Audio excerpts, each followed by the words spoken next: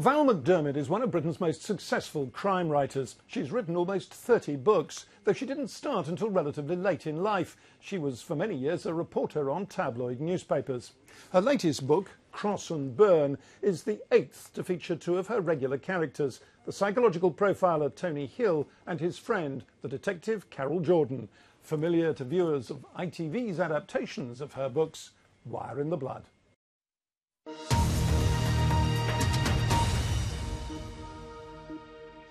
Val McDermid, this is the 8th book featuring Carol Jordan and Tony Hill, and I think it's fair to say, without giving too much away, that they both find themselves in a sort of very different place at the start of the book to where they've conventionally been. Now, how far, with a long-running series like this, do you feel you can push things, change the relationships of your central characters, overturn the apple cart, and how far do you have to fulfil your sort of readers' expectations?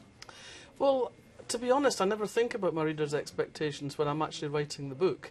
I'm concerned about my expectations as a writer. This was never meant to be a series. The Mermaid Singing, the first book in the series, was planned as a standalone. But I found myself, as I went forward with the book, seeing the potential in the characters, in their relationship, but also in the kind of cases they could investigate, the kind of things that their cases could tell us about the society that we live in. And I have no overarching plan for them. I don't have a 10-book plan for the series or anything. So it really does go from book to book. So when I finished The Retribution, which left them in quite a difficult place, I had to go away and write a standalone novel while I kind of regrouped and figured out what was going to happen to them and how they move forward. And when I reach a point where I have nothing fresh to say about them, I will stop writing the series. Because that's presumably one of the dangers. If you've got a long-running series, genre fiction, you could end up effectively rewriting the same book. Yeah, I think so, and we all know series where that's happened. The writers run out of steam, but the publishers and the readers want more, so they keep churning out books that really have not very much to say. And for me, part of the way that I try to keep fresh, that I try to avoid that trap, is by writing standalone novels in between the series novels, so that whenever I come back to Tony and Carol, I've been away from them for a year. I mean, they've been running about in the back of my head, obviously, but they've not been in the front of my head, and it's almost like greeting old friends, people you've known for a long time that you haven't seen for a bit. Okay, this is where you were the last time I saw you. Where are you now? What's happened? You had the burden of what happened to you before. How did you carry that burden? What did you do with that burden? How did you mitigate it? So those are the kind of questions I start asking myself, and I'm already thinking also of the kind of story that is going to run through the book in terms of the criminal story. But the story of how things are for Tony and Carol is very important as well.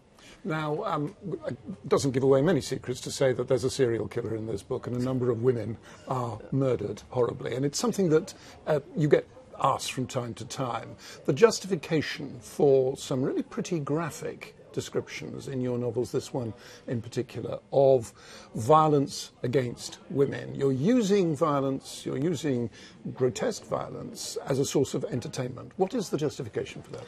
Well, I think the word entertainment in this context is a slightly difficult one to negotiate. But I would say that what I'm writing are novels that have, as a large element of them, social commentary about the way we live now. It would be incredibly naive to say that these kind of crimes of violence don't exist against women. They do exist. They exist as domestic violence, they exist as date rape, they exist as stranger violence. Women overwhelmingly are the victims of this kind of extreme sexual violence. To not write about it seems to me to be perverse. I think, however, that when you write about it, while dealing very directly with what violence is and what it does and how it contaminates everyone who touches us, there is a line not to cross. And the line that you can cross as sometimes to cross into gratuitousness. Now, I spend a lot of time when I'm writing a book thinking, have I said enough to create a picture here? Have I moved into the realms where I'm exploiting this? Is this a cheap thrill, or does it need to be said? And I think those are the kind of questions that a writer has to ask himself all the time.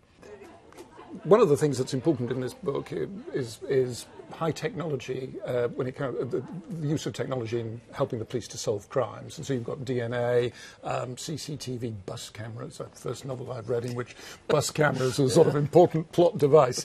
And I can see that from the point of view of the police and from you as a point of view as a crime writer, that sort of stuff is a gift.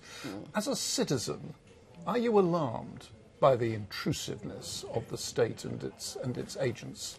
Yes, I'm very alarmed by it. I find the surveillance state very disturbing. It's kind of fine, if you like, when you're on the right side of it and you have a relatively benevolent government.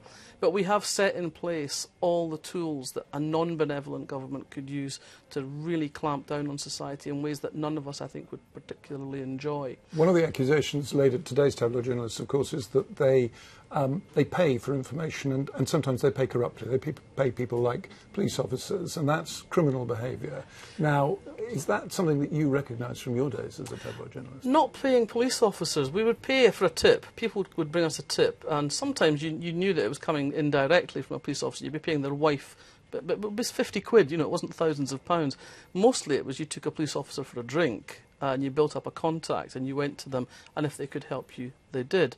But the level and the scale of the corruption seemed quite shocking to me, the idea of all these coppers at Scotland Yard who could be bent up and were, you know, like in the pocket of newspapers. It's just, I find it quite shaking, because it really wasn't like that in my day. And, you know, I mean, I considered myself to be a fairly scummy tabloid hack. You know, I did things of which I was not always proud, but at the end of the day, you didn't do the level of stuff that's been coming out recently. And maybe we should have held the line more. Maybe we should have turned around to our news editors back then and said, no, we're not doing this. Hard to do, isn't it? It is hard to do, but maybe we should have. Do you think that the newspapers will and can reform themselves, or do you think someone's going to have to wield a big stick? I think it's hard to see how they reform themselves when we see the things that the Daily Mail's been up to with the blackening of Ralph Miliband's name. It seems impossible that the tabloid press will put themselves in order, but also I profoundly resist state control over newspapers, because it seems to me that that's what fascist regimes do, not what democratic socialist regimes should be doing. So I think it's a hugely thorny problem, and I really don't have any simple answers. Val McDermid, thank you very much indeed. Thank you.